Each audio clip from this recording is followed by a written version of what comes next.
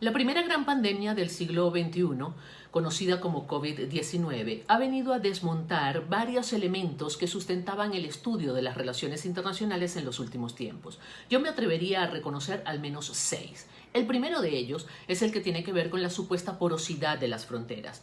Mucho se nos había hecho creer que desde la aparición de eso que denominaron globalización, las fronteras entre los estados habían prácticamente desaparecido. Pues COVID-19 vino a demostrar que no es así, que las fronteras pueden ser tan porosas como los gobiernos quieran permitir que sean. La primera decisión que han tomado los gobiernos cuyos territorios se han visto afectados con la pandemia COVID-19 ha sido precisamente cerrar las fronteras para impedir el tránsito de personas que pudieran ser eventuales portadores del virus. El segundo, elemento que viene a resquebrajarse con COVID-19 es la falsa creencia de que la responsabilidad de proteger que tienen los gobiernos había quedado un poco subordinada, diluida o por lo menos compartida con organizaciones no gubernamentales y organizaciones de carácter gubernamental a nivel internacional. Pues es completamente falso. COVID-19 vino a demostrar que quien tiene la responsabilidad absoluta de velar por el bienestar y la seguridad de los pueblos son precisamente los gobiernos. Será la asertividad en el manejo de las políticas públicas en materia de salud lo que les permita a unos estados salir menos perjudicados que otros ante la eventualidad de esta pandemia conocida como COVID-19. Y esto tiene mucho que ver con el tercer elemento, lo relativo al sistema de salud pública. Algunos estados han pensado que con tener un sistema de salud público absolutamente robusto y fortalecido era suficiente para hacer frente a una eventualidad de estas características. Pues no, la realidad ha demostrado que no hay en el mundo ningún sistema de salud público que sea lo suficientemente robusto como para atender por sí solo la emergencia que está representando COVID-19.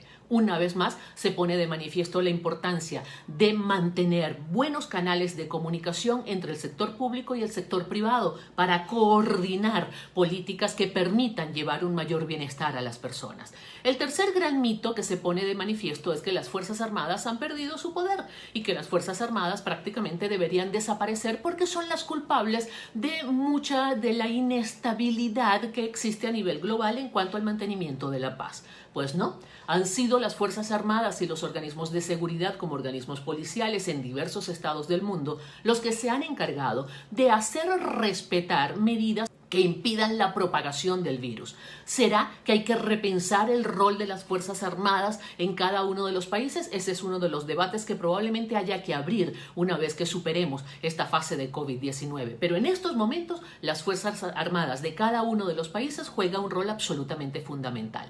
El otro elemento que se viene a desmontar es que los países que tienen una estructura económica absolutamente sólida pueden soportar cualquier, distorsión a nivel internacional.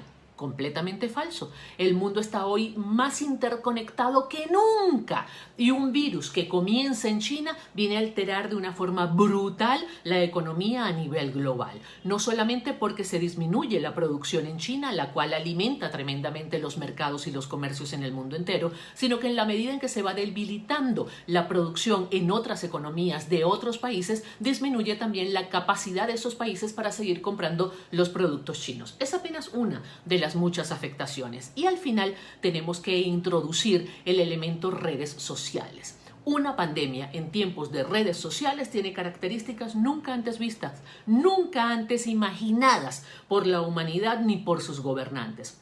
Las redes sociales cumplen un rol extraordinario cuando permiten alertar, orientar a la colectividad acerca de cómo comportarse en tiempos de pandemia, pero también hacen un daño tremendo cuando son manejadas con irresponsabilidad y conllevan al pánico a nivel global. Yo soy Giovanna de Michele y esto es Hispano Post.